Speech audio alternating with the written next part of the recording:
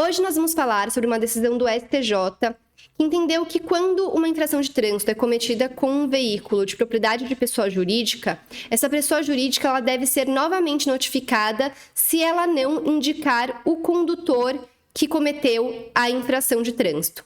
Para quem não me conhece, meu nome é Michele, eu sou advogada e mestre em Direito pela PUC-SP, e aqui no canal a gente analisa os precedentes judiciais. Porque não basta a gente saber o que diz a lei escrita, a gente precisa saber como ela está sendo interpretada pelos nossos tribunais para garantir segurança jurídica, igualdade e legalidade.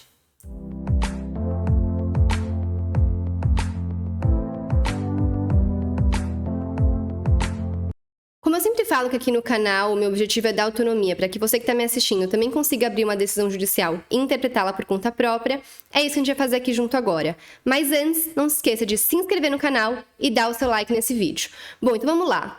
Esse caso ele tem origem num incidente de resolução de demandas repetitivas, que basicamente é o equivalente ao recurso especial repetitivo nos tribunais locais. Só que o IRDR, no tribunal local, ele tem âmbito estadual. E o recurso especial repetitivo no STJ, ele vai ter âmbito nacional. Então, essa questão, ele é um recurso especial que foi interposto contra a decisão em sede de IRDR, que tinha firmado uma tese que, na verdade, foi contrária à tese que foi firmada, nesse caso, pelo STJ, que a gente vai analisar aqui agora. Qual é a origem desse caso? O que esse caso diz? Ele tem origem numa infração de trânsito que foi cometida com um veículo de propriedade de pessoa jurídica. Então, essa infração ela foi cometida e na hora que ela ocorreu, não foi possível verificar quem era o condutor do veículo, porque foi provavelmente uma questão de rodízio, foi alguma infração identificada por câmeras, então não foi porque o veículo foi parado e a polícia na hora viu quem estava dirigindo, não, foi provavelmente por câmeras, e aí a pessoa jurídica recebe a notificação da infração e da multa que vai ser aplicada se ela não recorrer e justificar o motivo pelo qual a infração ocorreu e dar uma desculpa que pode ser ou não aceita. Só que como se trata de um veículo de pessoa jurídica, essa pessoa jurídica ela tem a obrigação de indicar quem que estava conduzindo o veículo, quem que era o condutor, pessoa física. Se a pessoa jurídica não faz isso, ela comete uma nova infração, que consiste na não identificação do condutor perante o órgão, tá?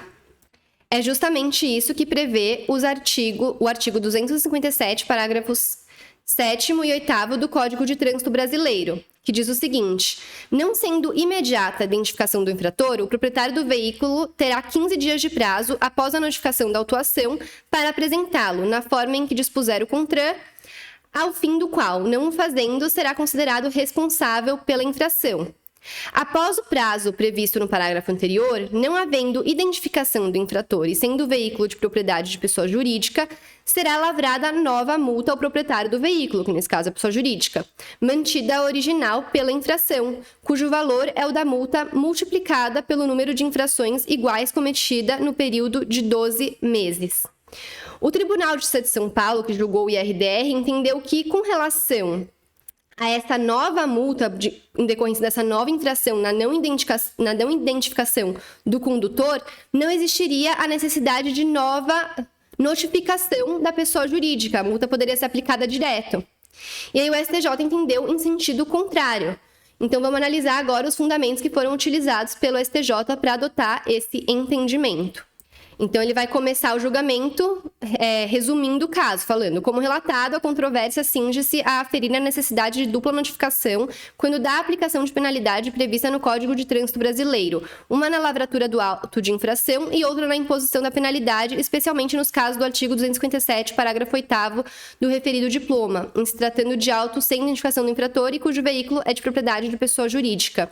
Nesse caso, a pessoa jurídica é proprietária de veículos, os quais são conduzidos por funcionários. Quando esses funcionários cometem infração de trânsito usando tais veículos, a pessoa jurídica deve indicar o condutor para fins de punição individualizada. Se não indica, além da infração cometida com o veículo, ocorre nova infração, que é a não indicação do condutor, que foi justamente o que eu expliquei quando eu falei do artigo 257. E aí, para falar que tem essa necessidade de dupla notificação, que não pode ser simplesmente aplicada a cobrança da multa direto, o STJ vai dizer o seguinte: a notificação materializa o devido processo legal, pois instaura a possibilidade do contraditório, que é o direito de defesa. E o contraditório é fundamental numa relação jurídica que implique algum tipo de sanção. Uma coisa é a infração de trânsito que é cometida por uma pessoa física. Outra coisa é a obrigação de a pessoa jurídica, proprietária de veículo, indicar o condutor para fins de prontuário.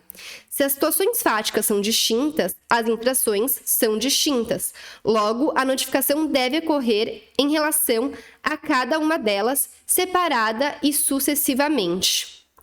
Sempre que estiver em jogo a aplicação de uma garantia, a regra de interpretação não deve ser restritiva.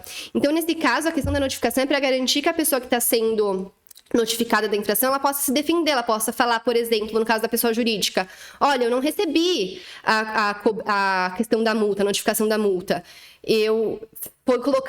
Foi entregue em outro endereço que não era o meu. Aí eu só vim receber, na verdade, agora a multa que tá falando que eu tenho que pagar porque eu não indiquei o condutor. Mas como que eu poderia ter indicado o condutor se eu não recebi a notificação da multa em primeiro lugar? Então pode ser uma hipótese de defesa, por exemplo.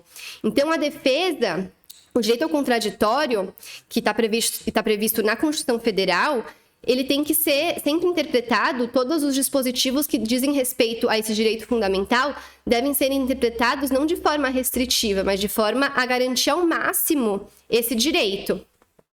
E aí, na sequência, o STJ vai dizer, inclusive, que esse é o entendimento que vinha sendo fixado pelo STJ em decisões anteriores, falando: em se tratando de multa aplicada à pessoa jurídica proprietária de veículo, fundamentada na ausência de indicação do condutor infrator, é obrigatório observar a dupla notificação. A primeira refere-se à autuação da infração, a segunda é relativa à aplicação da penalidade. Confiram-se nesse sentido os precedentes. Aí vai citar alguns julgados anteriores nesse sentido. E, como sempre nesses casos, é firmada uma tese, que eu sempre falo que é um resumo do que foi julgado. Nesse caso, foi firmada a seguinte tese: em se tratando de multa aplicada às pessoas jurídicas proprietárias de veículo, fundamentada na ausência de indicação do condutor infrator, é obrigatório observar a dupla notificação. A primeira que se refere à autuação da infração e a segunda sobre a aplicação da penalidade, conforme estabelecido nos artigos 280, 281 e 282 do CTB.